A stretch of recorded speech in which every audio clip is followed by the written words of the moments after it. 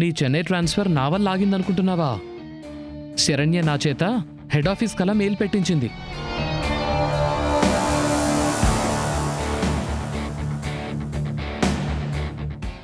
నీకోసమే సౌమ్య. అయినా నీ హ్యాపీ కోసం మేము ఈ మాత్రం కూడా చేయకపోతే ఎలా?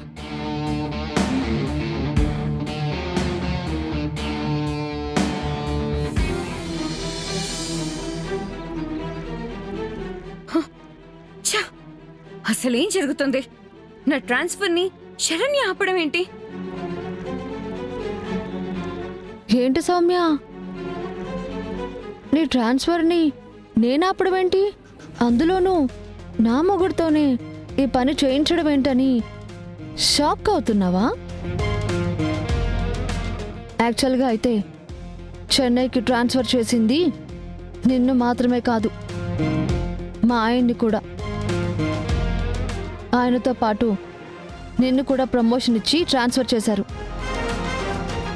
అసలే పెద్ద కంపెనీతో కొలాబరేషన్లో ఉన్నాం కదా, ఆయన కూడా అక్కడికి వెళ్ళడానికి ఒప్పుకోక తప్పలేదు. కానీ ఇక్కడ ట్విస్ట్ ఏంటంటే, నేను నిన్ను భయపెట్టేసరికి నువ్వు దర్శన్ గారిని ఒక సెంటిమెంట్ కథ చెప్పి రిజైన్ చేస్తాను అన్నావు. ఆ మాట ఆయన నాతో చెప్పగానే ఇద్దరిని అక్కడికి పంపించకుండా ఆపే ఆయుధం నాకు దొరికింది. అందుకే ఏదో కారణం చెప్పి ఆగిపోయింది అని నేనే ఆయన్ని నీకోసం ఆగిపోమన్నాను. నా మొగుడికి నా మాట మీద చాలా రెస్పెక్ట్. అలా అడగగానే ఇలా మెయిల్ పెట్టేశారు. సౌమ్య, ఆయన్ని ఎత్తుకుపోయే అవకాశం నీకు ఎన్ని రకాలుగా వచ్చినా దాన్ని వర్కౌట్ చేయడం ఈ జన్మలో అయ్యే పని కాదు నీకు.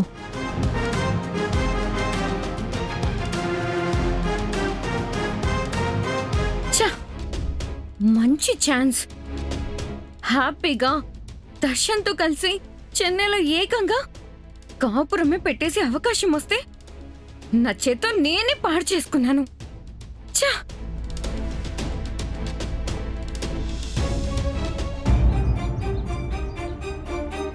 అమ్మగారు, అమ్మగారు, అమ్మగారు!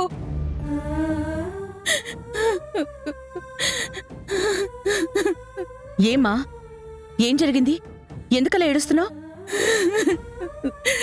శరణ్య, అత్తయ్య, వెళ్ళి మంచినీళ్ళు తీసుకురామ్మా. అలాగే అత్తయ్య.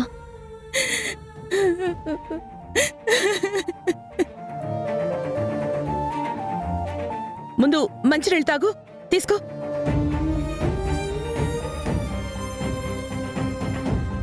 చెప్పమ్మా, ఏమైంది? సమస్య ఏంటి?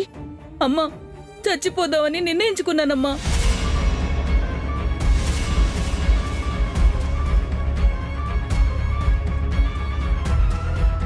కానీ నా ప్రాణం తీసుకునే ముందు ఒక్కసారి నా బిడ్డ బ్రతుకు ఏమవుతుందోనని భయపడి ఆగిపోయానమ్మా. నా మొగుడు బతికున్నంతకాలం నీ నీడనే పని చేస్తూ మాకే కష్టం రాకుండా చూసుకున్నాడమ్మా. యాక్సిడెంట్లో మా ఆయన పోయి ఏడాది కావస్తోంది.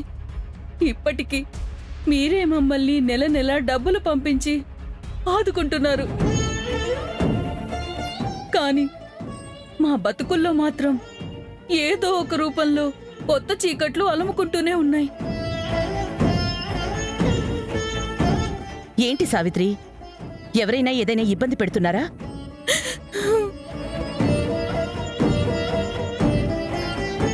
ఎవరు? మా మావయ్య.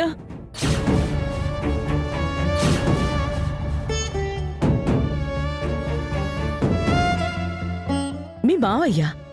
అవునమ్మా, మొగుణ్ణి పోగొట్టుకుని పుట్టెడు దుఃఖంతో బిడ్డని ఎలా సాకాలా అని నేను బతికి ఏడుస్తూ ఉంటే మా ఇంట్లో ఉండకూడదని బయటికి పొమ్మంటూ గొడవ చేస్తున్నాడమ్మా.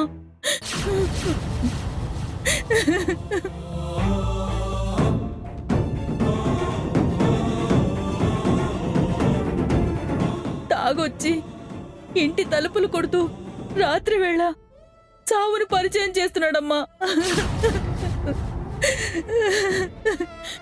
రోజు ఆ చావును చూసే శక్తి ఈ గుండెకి లేదమ్మా.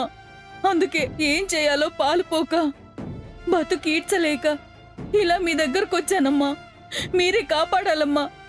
సావిత్రి, నువ్వేం బాధపడకు. నీకు మేమున్నాం. నువ్వు ఈ ఇంటి మనిషివమ్మా. మీకు కష్టం వస్తే ఆ కష్టం మాదవ్వదా? హ, మీ మావయ్యతో నేను మాట్లాడతాను.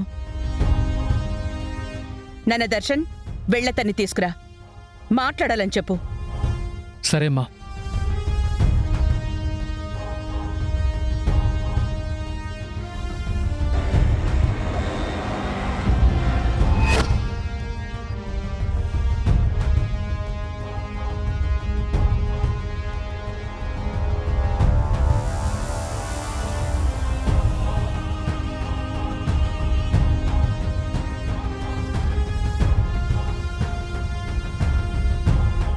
ఏంటమ్మా పిలిచారు? నాగేశ్వరరావు గారు, మీ కోడల్ని ఎందుకలా ఇబ్బంది పెడుతున్నారు?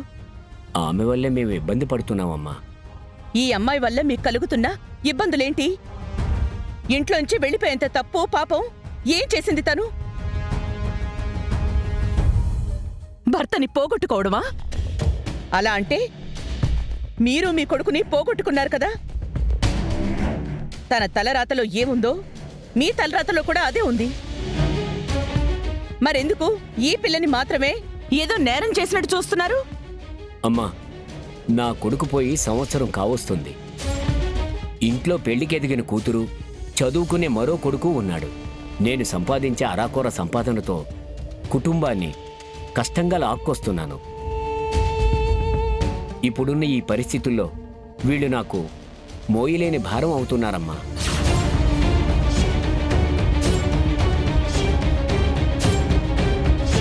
అదీగాక తలచెడిన పిల్ల అత్తారింట్లో ఉండడం, నలుగురు నోటుకొచ్చినట్టు మాట్లాడడానికి అవకాశం ఇచ్చినట్టు అవుతుందమ్మా.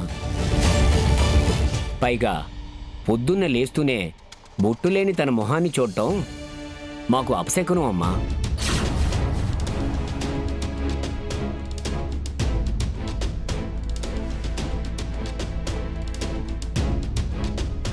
భర్తని పోగొట్టుకుని పుట్టెడు దుఃఖంలో ఉన్న ఆడపిల్లని చూస్తే అపశకునమా? ఈ మాట మీకు ఎలా అనాలనిపిస్తోంది నాగేశ్వరరావు గారు? అవును, మీకు మీ ఆవిడ పోయింది కదా, మరి మీరెందుకు అపశకునంగా మారలేదు? ఎందుకు మీరింకా పుణ్యపురుషుల్లాగే నలుగురిలోనూ తిరుగుతున్నారు, శుభకార్యాలకు వెళ్తున్నారు?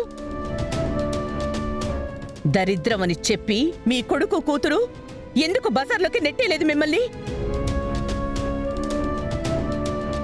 మీరు మాత్రం ఆ ఇంటి మనిషి. మీ కోడలికి స్తోమత లేకపోతే ఇంట్లో నుంచి వెళ్ళగొట్టి బరువు దించేసుకుంటారు, అంతే కదా? మీరు ఒక ఆడపిల్లని కన్న తండ్రే కదా. ఈమె మీ బిడ్డతో సమానం అవ్వదా? అయినా మరో ఇంటి నుంచి వచ్చిన ఆడపిల్లంటే మీకు అంత చిన్న చూపా?